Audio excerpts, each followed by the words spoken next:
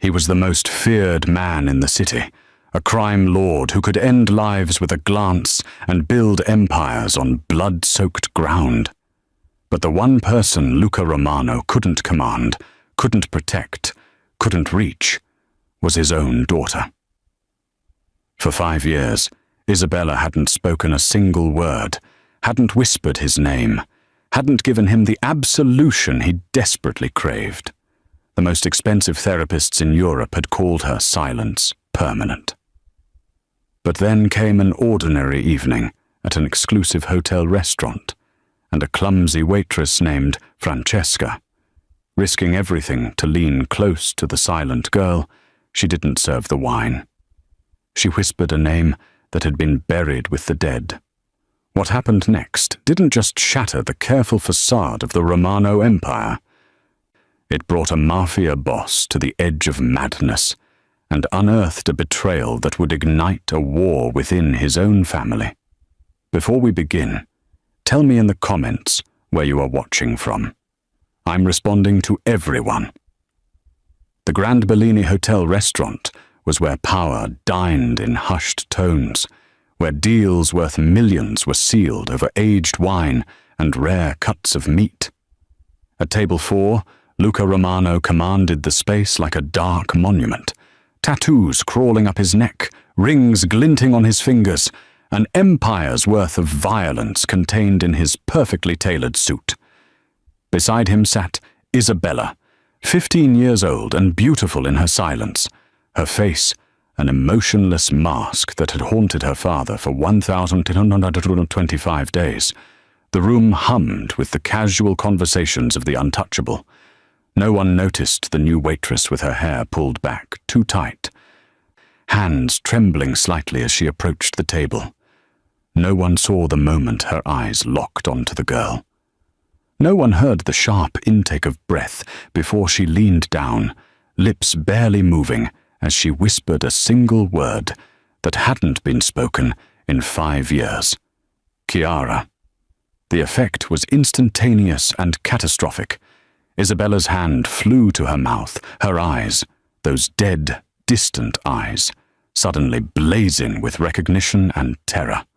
Luca Romano, the man who had stared down assassination attempts without flinching, shot to his feet, both hands clutching his head as if trying to hold his fracturing world together. The careful control he'd maintained for half a decade exploded in that single moment of his daughter's raw, visceral reaction. The waitress stood frozen with her tray, knowing she had just crossed a line that men had died for crossing. But in her eyes wasn't fear, it was purpose. She knew something about the girl's silence, something about the night that had stolen Isabella's voice. And Luca Romano, watching his daughter shake with the first real emotion she'd shown in years, realized that this stranger in a white shirt held the key to a locked room he'd been trying to open since the night his world burned down. The silence in the restaurant was no longer respectful. It was the silence before thunder, before violence, before truth.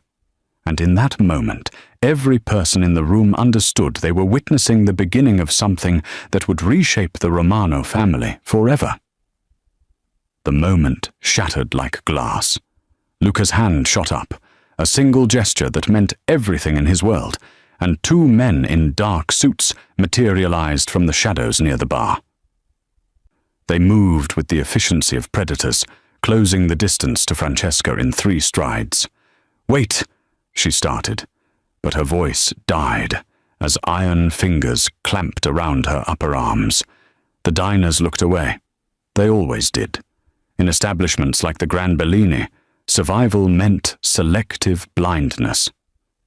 "The back exit," Luca said, his voice low and lethal. He was already moving toward Isabella, blocking her view with his body, one hand reaching for her shoulder. She flinched, actually flinched, and something cracked further inside his chest. "Take her to the car, not a mark on her." "Not yet." Francesca's feet barely touched the marble floor as they hauled her through the kitchen. Chefs froze mid-motion, knives suspended over cutting boards, eyes fixed on empty air. The steel door to the alley crashed open, and suddenly she was breathing the cold January night, being shoved toward a black SUV with tinted windows that looked like a hearse. "Please," she gasped, finding her voice as panic clawed up her throat. "I just need 5 minutes with her. 5 minutes and I'll tell you everything." The men said nothing. They were extensions of Luca's will, nothing more. The door opened. They pushed her inside onto leather seats that smelled like expensive cologne and old violence. One man climbed in beside her, the other took the driver's seat. The engine purred to life, and they waited. 3 minutes passed in suffocating silence. Francesca's heart hammered against her ribs. She'd known this was a possibility, had prepared herself for it, but preparation and reality were different countries. Through the tinted window, she could see the restaurant's back entrance, could imagine Luca inside calming his daughter, paying the bill, maintaining the fiction that nothing had happened. Then he emerged, Isabella's hand locked in his, and Francesca's breath caught. Even from here, she could see the girl was trembling, could see Luca's jaw clenched so tight it might shatter.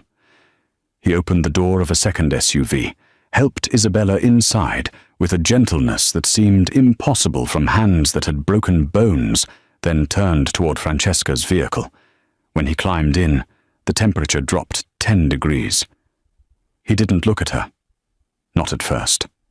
He stared straight ahead, hands curled into fists on his thighs, tattooed knuckles white with tension.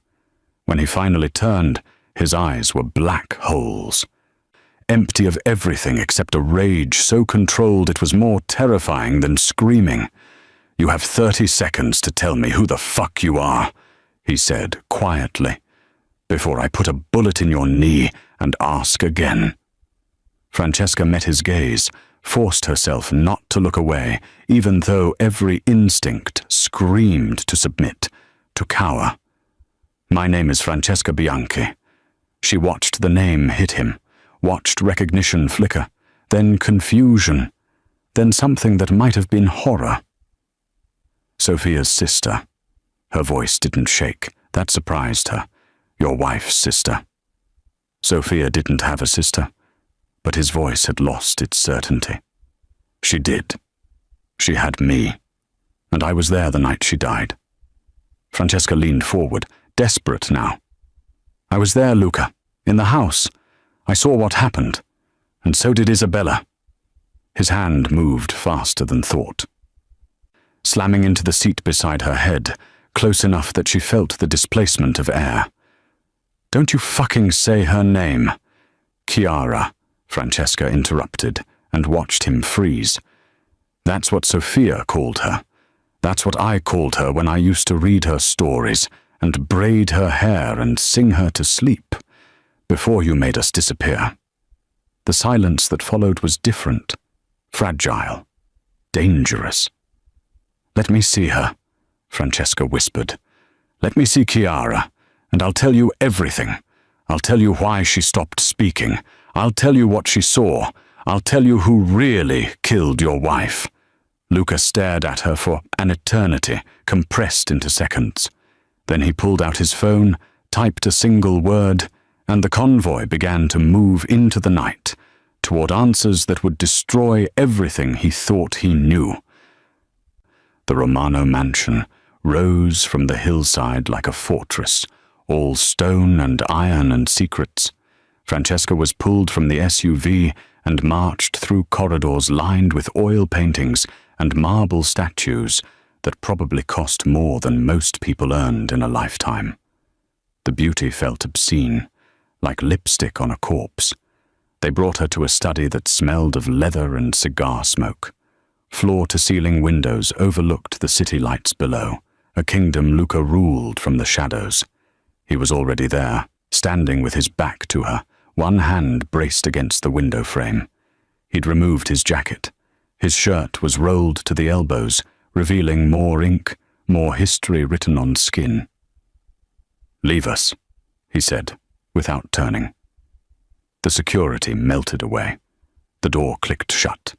They were alone, and somehow that was more terrifying than the guns. "Sofia Bianchi," Luca said finally, his voice hollow. "Born in Napoli. Parents dead in a car accident when she was 19. No siblings, no family. That's what she told me. She lied." Francesca moved closer, slowly, like approaching a wounded animal. "She lied because that's what our handlers told her to do. We were in witness protection, Luca, both of us. Different identities, different lives." He turned then, and his face was a landscape of devastation. Witness protection from what? From the people our father testified against, the Calabresi family. She watched understanding dawn in his eyes. "Yes, that Calabresi family, the one your organization helped destroy 15 years ago. Sofia was Elena Rossi then, and I was her little sister, Francesca. We watched our father get executed in our kitchen for being a rat. We were 11 and 8 years old." Luca's jaw worked. She couldn't. That was the deal. Complete severance from the past. New names, new histories, new lives. Francesca's voice cracked. "But then she fell in love with you, and suddenly she had something worth dying for again. So she took the risk. She kept me close, hired me as the nanny, told you I was a friend from her fictional past. And for 5 years, we had something beautiful. We had a family. Until someone found out." Luca's voice was barely audible. "Until someone found out," Francesca echoed. "That night, 5 years ago, when the fire started. It wasn't random. It was an execution. They came for Sofia because someone discovered who she really was. But Chiara saw them. She was supposed to be asleep, but she'd come downstairs for water. And she saw the man who started the fire. She saw him kill her mother." Luca's hand found the desk, gripping it like it was the only thing keeping him upright. "Why didn't you come forward? Why disappear?" "Because I was terrified. Because I thought they'd come for me next, and for her." Francesca's eyes burned with tears she refused to shed. "I ran like a coward. I went back into hiding, changed my name again, tried to forget. But I couldn't. I couldn't leave that little girl drowning in silence while the man who killed her mother walked free." "What man?" The words came out like gravel. "Give me a name." "Not until I see her." Francesca stood her ground. "Not until I know she's okay, that you haven't broken her completely with your guilt and your distance and your inability to see that she's not Isabella, your perfect, silent, broken doll. She's Chiara, she's Sofia's daughter, and she's trapped inside her own head because she's too terrified to speak." The silence stretched between them like a chasm. Then Luca moved to the door, opened it, spoke quietly to someone in the hall. Footsteps approached, small and hesitant. And then she was there, the girl with her mother's eyes, standing in the doorway in pajamas too expensive to cry in. Francesca's breath left her in a rush. "Hello, little star," she whispered in Italian, using Sofia's pet name. "It's Zia, Franci. I came back for you." And for the first time in 5 years, Isabella's lips moved, forming a single, silent word that Luca would have given his empire to hear. Zia Isabella moved into the room like a ghost, and Francesca's heart shattered at the sight of her. The girl had Sofia's cheekbones, Sofia's dark hair, but her eyes were windows into somewhere cold and far away. She stopped 3 feet from Francesca, close enough to remember, too far to touch. "Can she sit with you?" Luca's voice was rough, uncertain, in a way that probably never happened in his world of absolutes. Francesca nodded, not trusting her voice.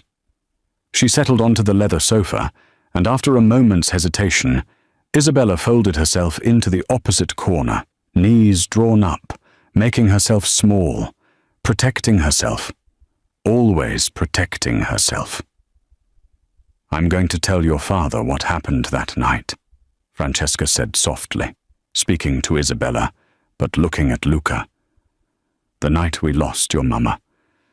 You don't have to stay, little star. You don't have to hear this again."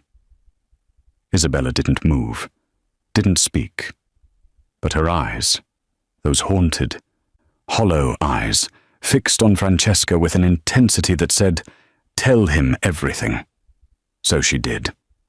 It was August 15th, Sophia's birthday. You'd thrown her that party, Luca. The whole garden lit with lanterns, champagne, music. You gave her that diamond necklace. Francesca's voice steadied as she slipped into the memory. You left around midnight for a meeting. You kissed her goodbye at the door. I remember because she smiled at me after. Said she'd finally found a man who made her feel safe. Luca flinched. We put Chiara to bed around 1. Read her 3 stories because she kept asking for just one more. Sophia sang her the lullaby, the one about the little bird who flew too far from home. "Do you remember that song, Little Star?" Isabella's fingers curled tighter around her knees. We went to bed. I was in the guest wing. Sophia in the master suite. Around 3 in the morning, I woke up to smoke. Not alarm smoke, thick, chemical smoke, the kind that means accelerant. I ran toward Sophia's room and found the hallway engulfed. I couldn't get through. Francesca's voice cracked. I tried, God, I tried. But the heat, where was Isabella? Luca interrupted, his face carved from stone. I thought she was in her room. I ran there next, kicked the door open, but her bed was empty. I panicked. I searched everywhere I could reach, screaming her name. But the smoke, I couldn't breathe, couldn't see. I thought she was already gone. Francesca looked at Isabella, whose eyes were now swimming with tears that wouldn't fall. But she wasn't in her room, was she, little star? She'd gone downstairs for water. She was in the kitchen when the men came in through the terrace doors. Luca's hands clenched into fists. Men? Plural? 3 of them. But only one mattered. The one who went upstairs with the gasoline. The one who locked Sophia's door from the outside. Francesca's voice dropped to barely a whisper. Chiara was hiding in the pantry. She saw him come back down, saw him check his phone, saw him laugh while the ceiling above them started to burn. And then Isabella made a sound. Not a word, not quite a whimper, but something raw and animal that made both adults freeze. Then he saw her, Francesca continued, her own tears finally breaking free. He opened the pantry door and found a 7-year-old child in princess pajamas staring at his face. And instead of killing her, he crouched down and told her exactly what would happen if she ever told anyone what she'd seen. He said he'd come back for her. He said he'd make her burn the way her mama burned. He said he'd know if she spoke because he was always watching. Description, Luca bit out. Give me something. She was 7 and traumatized, Luca. She gave me fragments. Tall, dark hair, expensive suit. Francesca paused, meeting his gaze. And a spider tattoo, right here. She touched the side of her neck. Black widow with red on the back. She said it looked like it was crawling up to eat his ear. The color drained from Luca's face. You know who it is, Francesca said. Not a question. Luca's silence was answer enough. Luca stood frozen for 3 heartbeats, his mind racing through files of faces, bodies, ink. Then he moved to his desk with predatory purpose, yanking open the bottom drawer and pulling out a leather-bound album. Not photos of family vacations, but surveillance shots, dossiers, the machinery of his empire made flesh. How recent was the tattoo? His voice was surgical, stripped of emotion. Fresh that night. She said it looked new, still red around the edges. His fingers flew through pages, past faces of soldiers and associates and enemies. 5 years ago. August. Who was close enough to know about Sophia, to have access to the house, to walk away from a murder without suspicion? Isabella shifted on the couch, and Francesca instinctively reached for her hand. This time, the girl didn't pull away. Luca's phone appeared in his hand. He dialed without looking, eyes still scanning the album. Marco. I need security footage from August 15th, 5 years back. The house, the grounds, the gate logs, everything. A pause. I don't give a fuck what time it is. 30 minutes or you're out. He ended the call and kept flipping pages. Then he stopped. His entire body went rigid. What? Francesca leaned forward, trying to see. Luca's finger rested on a photograph of a man in his 40s, handsome in a sharp-edged way, dark hair slicked back, standing beside Luca at what looked like a formal dinner. In the photo, the man's neck was clean, no ink visible. Matteo Conti, Luca said, his voice hollow. My underboss, my right hand for 12 years, the man who helped me build this empire from nothing. Does he have? He got a tattoo around that time. I remember because he showed up to a meeting with his neck bandaged. Said he'd had some ink done. When I saw it later, it was a lion. Bold, aggressive. Very Matteo. Luca's jaw clenched. But you can cover a spider with a lion. The size would work. The placement matches. Francesca felt ice slide down her spine. You're saying your second-in-command murdered your wife? I'm saying it makes sense. Luca slammed the album shut. Sophia and I kept our relationship private, initially. Only my inner circle knew about the marriage, about where we lived. Matteo was one of 5 people who had the security codes to that house. He began to pace, a caged predator working through the angles. And after the fire, he was the one who pushed hardest for me to move on, to send Isabella to boarding schools, to let her heal away from the trauma of the city. He wanted her gone. Because she's a witness. Because she's a witness who might speak someday. Luca's hands curled into fists. Fuck, he's been waiting. All these years, he's been waiting to see if she'd break her silence. That's why he stayed so close, so loyal. He's been watching her, watching me, making sure the secret stayed buried. Isabella made another small sound, and both adults turned to her. She was staring at Luca's phone on the desk, her face pale as death. What is it, little star? Francesca asked gently. The girl's lips moved soundlessly. Then she reached out with one trembling finger and pointed at the phone. Luca understood first. He pulled up his contacts, scrolled to Matteo's profile picture, a recent shot from a charity gala, Matteo in a tuxedo, smiling like he owned the world. He turned the screen toward Isabella. She recoiled like he'd shown her a snake, scrambling back on the couch, hand flying to her mouth. Her breath came in short, sharp gasps, and her eyes, those dead, distant eyes, blazed with 5 years of trapped terror. That's confirmation enough, Francesca said quietly. Before we continue, my ex-wife said I wouldn't be able to meet 2K subscribers. I need you all to prove her wrong. Luca's phone buzzed. A text from Marco. Footage compiled. Sending now. But Luca was already moving toward the door, his face transformed into something ancient and merciless.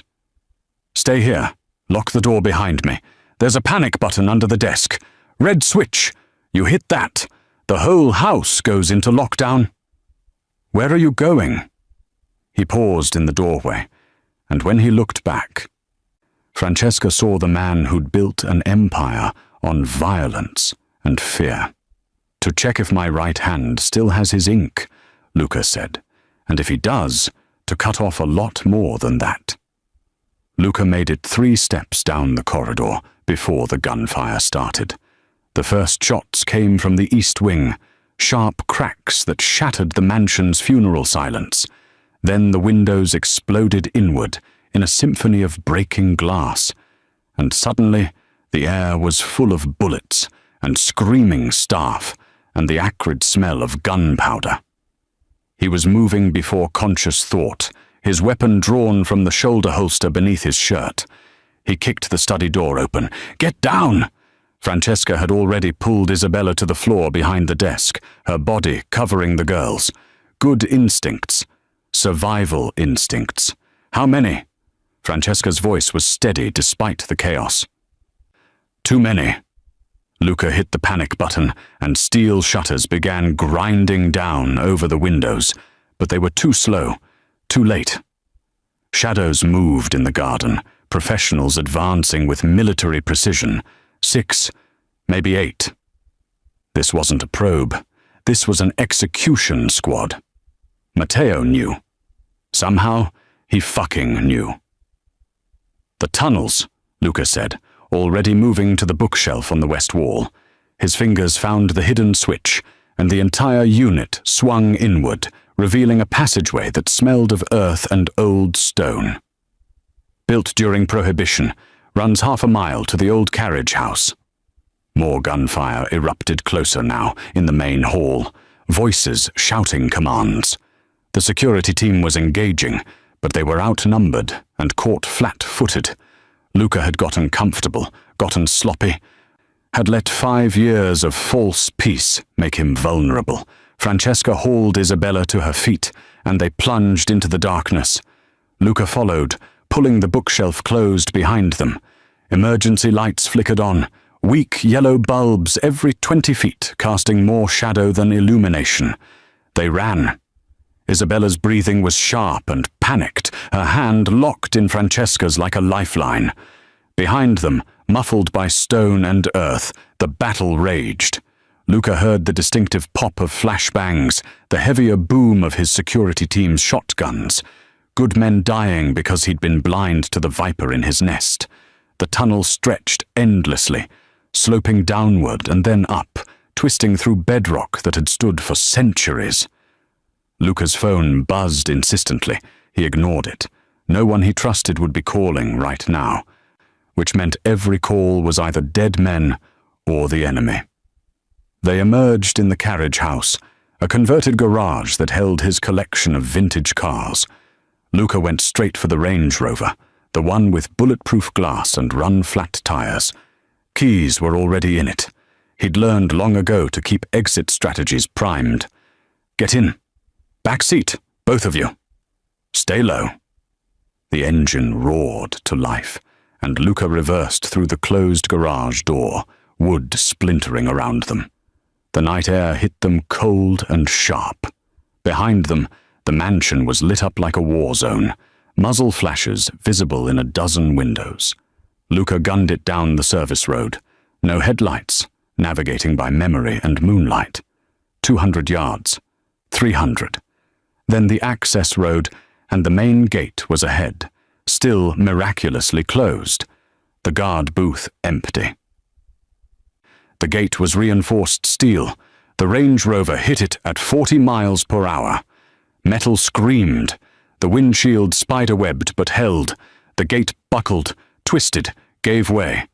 They were through, onto the main road, and Luca finally hit the headlights and accelerated hard. In the rearview mirror, Isabella was curled against Francesca, shaking silently.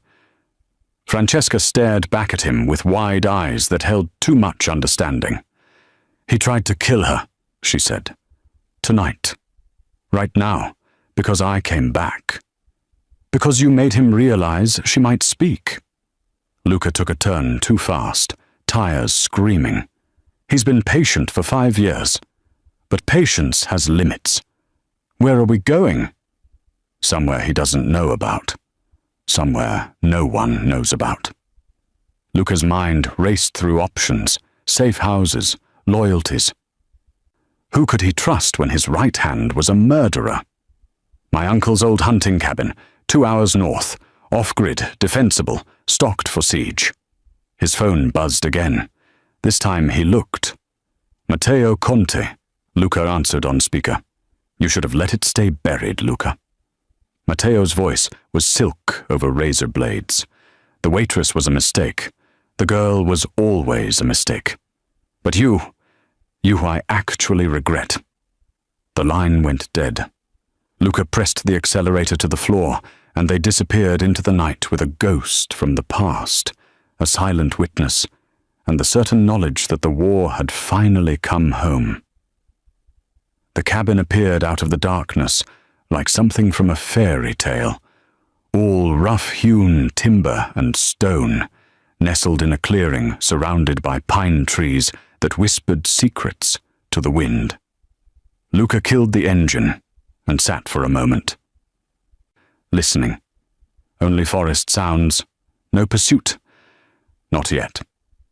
We're clear for now, he said, though they all knew it was temporary. Matteo had resources, contacts, eyes everywhere, but he'd need time to mobilize, to track them. Time was the only currency they had left. Inside, the cabin smelled of cedar and disuse. Luca checked the perimeter, while Francesca got Isabella settled on the worn leather couch near the stone fireplace. The girl was still shaking, her silence now a physical presence in the room, something you could almost touch. I'll get a fire going, Luca said, needing something to do with his hands before they started shaking too. The adrenaline was wearing off, leaving behind the crushing weight of what had happened. His home invaded, his people killed. 5 years of carefully constructed stability obliterated in minutes. He built the fire methodically, stacking kindling and logs with the precision of a man trying not to fall apart. Behind him, he heard Francesca moving around the small kitchen, finding supplies, boiling water for tea. Domestic sounds that felt absurd against the backdrop of assassination attempts and buried traumas. Come here, little star, Francesca said softly. Let's get you warm. Luca lit the fire and watched it catch, flames licking up through the kindling. When he finally turned, Isabella was wrapped in a thick blanket, tucked against Francesca's side, and something in his chest cracked at the sight. His daughter, because she was his daughter, no matter what name she was born with, looked smaller than she had in years, fragile, breakable. She used to love this song, Francesca said, not quite looking at him. Sophia sang it every night, said her mother sang it to her, and her mother's mother before that. A family tradition. Don't, Luca started, but Francesca was already humming, low and sweet, a melody that belonged to a different world. The tune was haunting, something old and Italian and full of longing. Francesca's voice strengthened, and she began to sing words Luca didn't understand, some dialect from the old country, from before, witness protection and false names, and murdered wives. Ninna Nanna, Piccola Stella. Lullaby, little star. Isabella's eyes closed, her breathing steadied, and then, so quietly Luca thought he imagined it, a sound emerged from her throat. Not words. Not yet. But a hum, tentative and broken, following the melody like a ghost learning to be solid again. Francesca kept singing, tears streaming down her face, her voice never wavering. Isabella's hum grew stronger, more confident. 5 years of silence cracking like ice in spring. The girl's hand found Francesca's and held tight, and together they made music out of grief and survival and the stubborn refusal to let trauma have the final word. Luca's vision blurred. He tried to stop it, tried to maintain control the way he always did. But it was useless. The tears came hot and fast, and for the first time since the night Sophia died, he let himself break. He slid down the wall and sat on the floor, this man who'd built an empire on violence and fear, and wept like a child while his daughter sang. The lullaby ended, but Isabella kept humming, improvising now, adding her own notes to the melody. It wasn't speech, but it was sound. It was voice. It was the first real proof that she was still in there, still fighting, still alive in ways that mattered. Francesca looked at him over Isabella's head, her own face wet with tears, and mouthed 2 words. She's back. Not all the way. Not yet. But the door had opened, just a crack, and light was spilling through. Outside, the wind picked up, rustling through the pines. Somewhere in the darkness, Matteo Conti was hunting them. But here, in this moment, in this cabin that smelled of cedar and second chances, they had something he couldn't touch. They had hope. And sometimes, Luca thought as he watched his daughter hum a lullaby her mother once sang, hope was the most dangerous weapon of all. Dawn broke cold and grey over the pine trees, and Luca stood on the cabin's porch with a cup of black coffee that had gone cold in his hands. He'd been awake all night, watching the tree line, thinking through angles and outcomes and the mathematics of survival. Running was a temporary solution. Matteo had the resources, the manpower, the connections.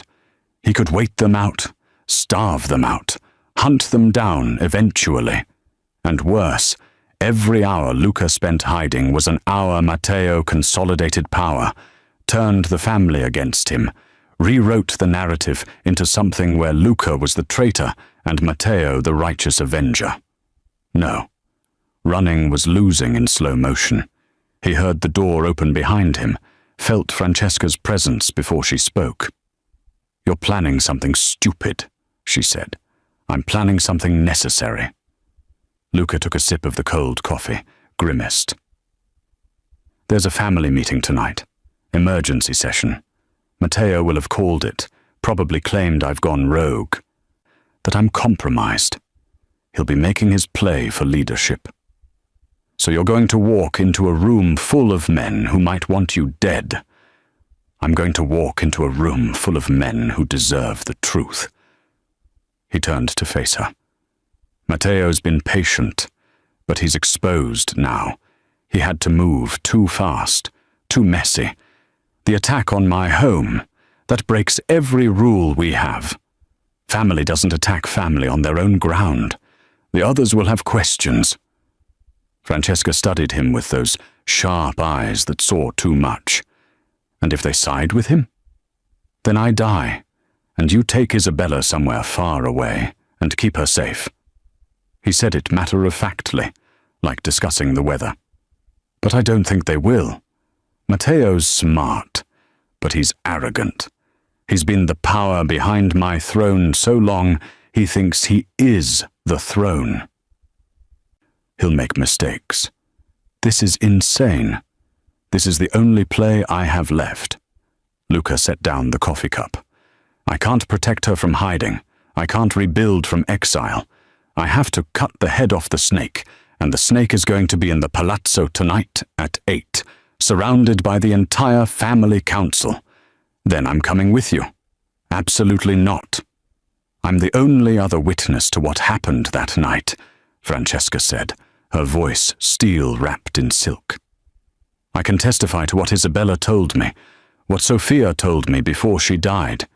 You walk in there alone. It's your word against his. You walk in with me. You have corroboration. You walk in with me. You die. Then we die together. She crossed her arms. You don't get to make this call, Luca. I didn't spend 5 years in hiding and risk everything to come back, just to sit in a cabin while you throw yourself on a grenade. Isabella needs both of us. She needs her father, and she needs someone who remembers her mother. Luca wanted to argue, to command, to pull rank like he did with everyone else in his world. But Francesca wasn't everyone else. She was Sephora's sister, which meant she had that same stubborn core of iron disguised as softness. "If I bring you, they'll know we're desperate," he said finally. "It shows my hand. If you bring me, they'll know you're telling the truth. It shows you have nothing to hide." She stepped closer. "And Isabella stays here with Marco and 2 of your most trusted men. The ones who weren't at the house last night, who Matteo doesn't own. We give her a radio, teach her the emergency protocol. If things go wrong, they run." It was a terrible plan. It was also the only plan that had a chance of working. Inside the cabin, Isabella was still sleeping, curled under blankets by the dying fire, her face peaceful in a way it hadn't been in 5 years. She'd hummed herself to sleep, and the sound had been the most beautiful and heartbreaking thing Luca had ever heard. "I need to end this," he said quietly. "Not for me, for her, so she can speak without fear, so she can have a life that isn't defined by what she saw. Then let's end it." Francesca's hand found his shoulder, squeezed once. Together. Luca looked at her. This woman who'd appeared like a ghost from the past and upended everything, and made a decision that would either save them all or destroy them. "We leave at 6, he said. "Wear black. And Francesca, if things go wrong, you run. You don't look back. You don't hesitate. You get to Isabella, and you disappear." She didn't promise. They both knew she wouldn't run. The palazzo wasn't a palace anymore, but a converted warehouse in the industrial district, all exposed brick and steel beams, where the family conducted business away from prying eyes.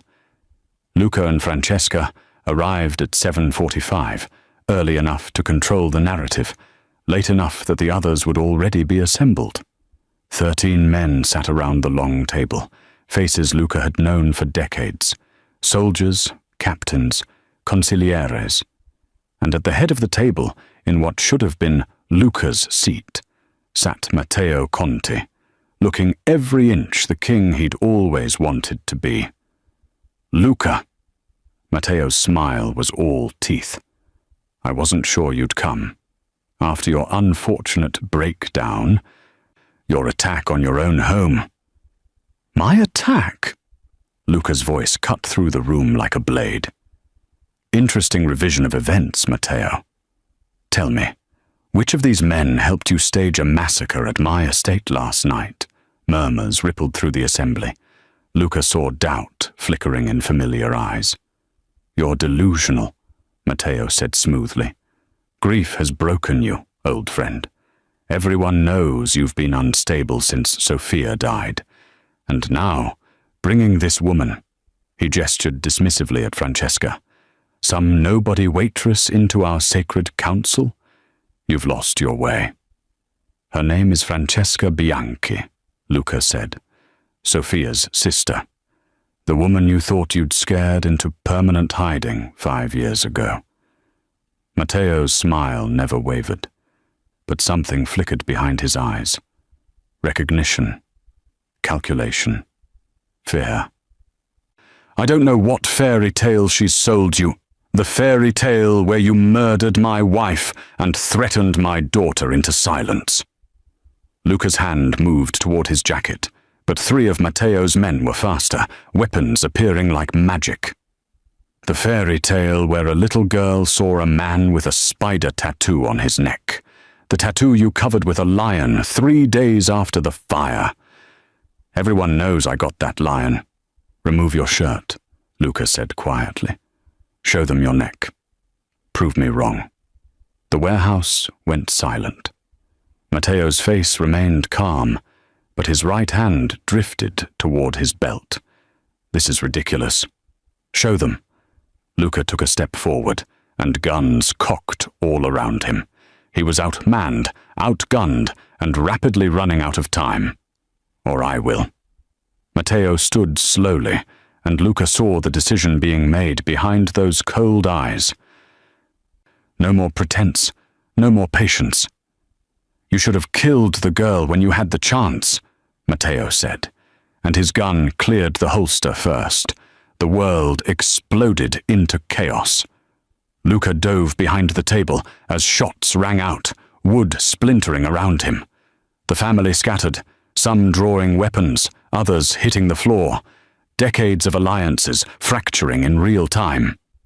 Francesca was down behind a pillar, alive but pinned. Then Luca heard it.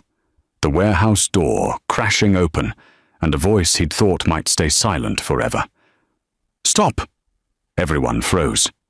Isabella stood in the doorway, Marco behind her looking stricken, and in her hand was the radio Luca had left her. Her face was white with terror, but her eyes blazed with 5 years of trapped fury. Matteo's gun swung toward her.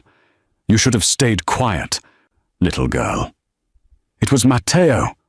The words erupted from Isabella like a dam breaking, raw and ragged and real. "He killed my mother. I saw him. I saw the spider. I saw you." The distraction cost Matteo everything. His eyes flickered to the girl for half a heartbeat, and Luca moved. The shot was clean. Center mass. Matteo's gun clattered to the concrete as he dropped, blood spreading beneath him in a dark pool. He looked up at Luca with something like respect in his dying eyes. "Took you long enough," he whispered. And then he was gone. 3 months later, the dining table in the new Romano house was loud with life. Isabella sat beside Francesca, chattering about her art class, about the therapist she saw twice a week, about the boy at school who'd asked her to the dance. Her voice still had a rough quality, like vocal cords remembering how to work, but it was beautiful. God, it was beautiful. Luca watched from the head of the table, Francesca's hand in his, and felt something he'd forgotten existed. Peace. "Papa," Isabella said, catching his eye, "are you even listening?" "Every word, little star," he said, and meant it. Outside, the city hummed with its usual violence and treachery, but here, in this house filled with laughter and second chances and hard-won healing, the Romano family was finally home. Thank you for listening. If you enjoyed the story, hit that like button and subscribe for the next story.